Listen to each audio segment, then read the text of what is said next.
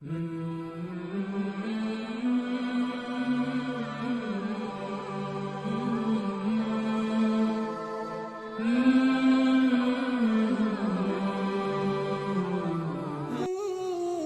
انہوں نے کہا کہ یہ قرآن دونوں بستیوں میں سے کسی بڑے آدمی پر کیوں نہیں اتارا گیا؟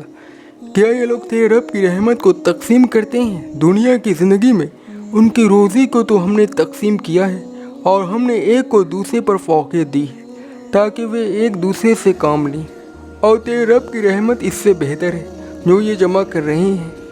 اور اگر یہ بات نہ ہوتی کہ سب لوگ ایک ہی طریقے کے ہو جائیں گے، تو جو لوگ رحمان کا انکار کرتے ہیں ان کے لیے ہم گھروں کی چھتیں چاندی کی بنا دیتے اور سیڑھیاں بھی جن پر وہ چڑھتے ہیں، اور ان کے گھروں کے کیواڑ بھی اور تخت بھی جن پر وہ تکیہ لگا کر بیٹھتے ہیں، اور سونے کی بھی۔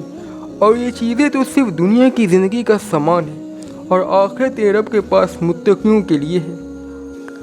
اور جو شخص رحمان کی نصیحت سے اعراض کرتا ہے تو ہم اس پر ایک شیطان مسلط کر دیتے ہیں، بس وہ اس کا ساتھی بن جاتا ہے، اور وہ انہیں راہ حق سے روکتے رہتے ہیں، اور یہ لوگ سمجھتے ہیں کہ وہ ہدایت پر ہیں، یہاں تک کہ جب ہمارے پاس آئے گا تو وہ کہے گا کہ کاش میرے اور تیرے درمیان مشرق اور مغرب کی دوری ہوتی، بس کیا ہی برا سازی تھا۔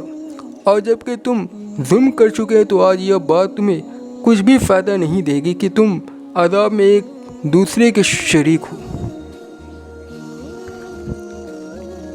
پیغمبر اسلام جب مکہ میں ظاہر ہوئے تو اس وقت وہ لوگوں کو ایک معمولی انسان نظر آتے تھے۔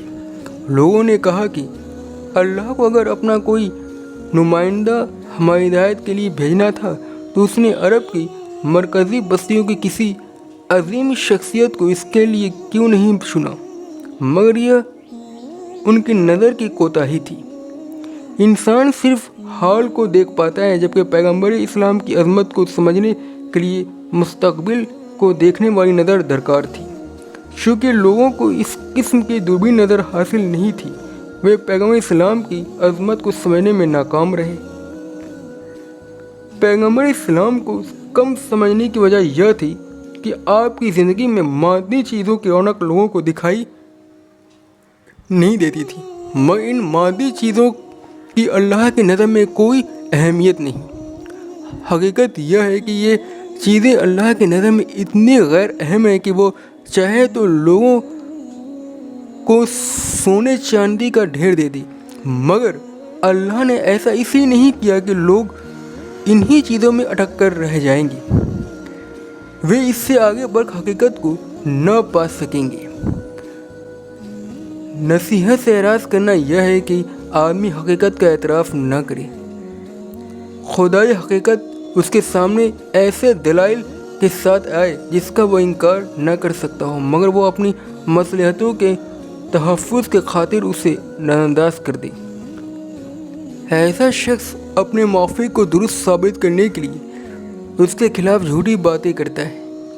یہی وہ وقت ہے جب کہ شیطان کو یہ موقع مل جاتا ہے کہ وہ اس کے اوپر مسلط ہو جائے، وہ اس کی عقل کو غلط رخ پر دوڑانے لگے۔ فرضی توجیہات میں مشغول کر کے شیطان اسے یقین دلاتا رہتا ہے کہ تم حق پر ہو۔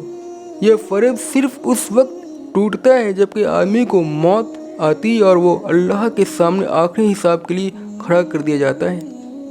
دنیا میں آدمی کا حال یہ ہے کہ وہ اسے اپنا دوست اور ساتھی بنا لیتا ہے جو اس کے جھوٹ کی تائید کرے، مگر آخرت میں وہ ایسے ساتھیوں پر لعنت کرے گا۔ وہ چاہے گا کہ وہ اس سے اتنا دور ہو جائے کہ وہ نہ ان کی شکل دیکھے اور نہ ان کی آواز سنے۔